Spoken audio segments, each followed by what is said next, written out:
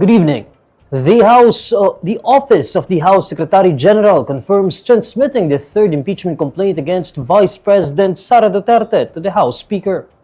In a statement on Tuesday, February 10, House Secretary General Cheloy Garafil says she submitted the third complaint to Speaker Boji D on Monday evening, February 9. This was after her office determined that the complaint met the requirements for transmittal to the Speaker's office.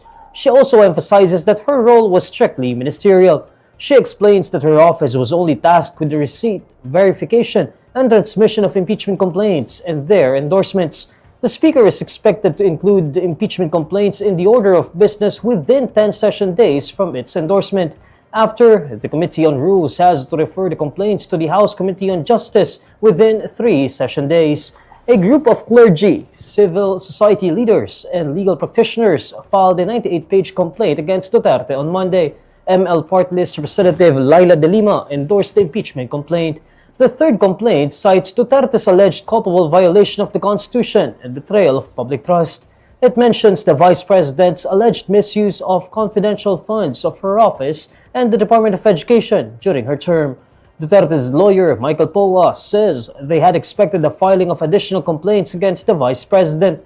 Poa says they will continue to monitor developments and address them through the appropriate constitutional processes. The Senate Blue Ribbon Committee is looking into recommending a preliminary investigation against Senators Chis Escudero, Jinggoy Estrada, and Joel Villanueva. Panel Chairman Senate President Pro Tempore Ping Lacson earlier confirmed that a draft report recommended the filing of plunder and other criminal charges against the 3 senators over their alleged involvement in the flood control scandal. But in an interview with reporters on Tuesday, February 10, Lacson discloses that the report is being corrected and finalized. He points out that they changed the wording, indicating that the senators should undergo a preliminary investigation instead of being charged. He says that this change was made upon a consultation with some members of the majority bloc.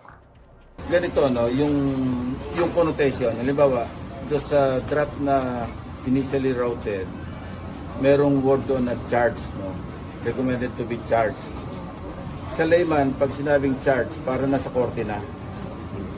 So, in-specify na lang namin na sa halip na instead of using the word charge, to be charged, to undergo preliminary investigation, to undergo fact-finding investigation, to undergo case build-up, yung mga ganon. He notes that only the Department of Justice and the Ombudsman are authorized to file the information for any person to be charged before the court. Despite the change in the committee report, Lacson maintains that the panel's recommendation panel did not weaken at all.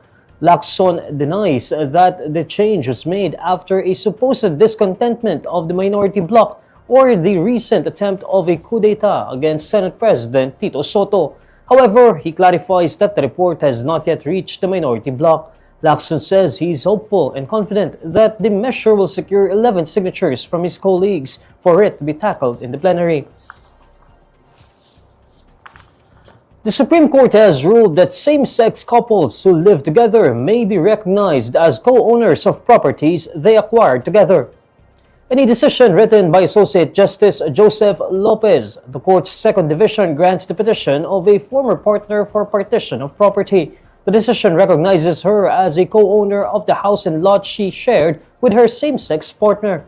In a ruling made public Tuesday, February 10, the Supreme Court says Article 147 of the Family Code presumes joint ownership of property acquired during cohabitation by unmarried couples legally able to marry. However, the law limits marriage to a man and a woman. Therefore, the High Court says that same-sex couples necessarily fall under Article 148. Article 148 of the Family Code governs the property relations of couples who are living together but cannot legally marry, acknowledging co-ownership based on their actual contributions. The ruling stems from a property dispute between 2 women who live together as a couple. A year into their relationship, they bought a house and lot in Quezon City. They agreed to register the property in one partner's name for convenience in banking transactions. After the relationship ended, the partners initially agreed to sell the home and split the proceeds, but eventually a co-ownership dispute surfaced.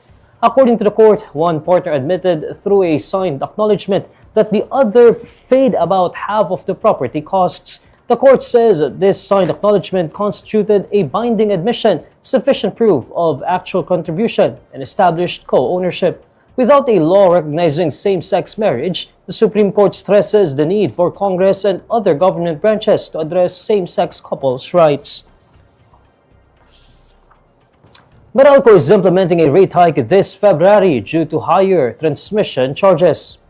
According to Meralco, electricity rates will increase by 22 centavos per kilowatt hour. Meralco says the overall rate for a typical household is increasing to 13 pesos and 17 centavos per kilowatt hour in February from 12 centavos and 95 centavos from 12 pesos and 95 centavos per kilowatt hour in January.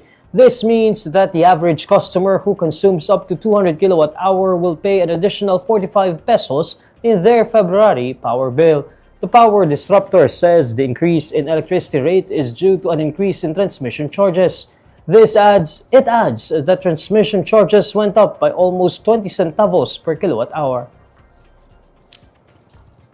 These are stories you need to know today. I'm Neil Mercado. Follow INQUIRER.net on Facebook, X, YouTube, TikTok, Instagram, and Reddit. For more stories, visit INQUIRER.net. Good evening.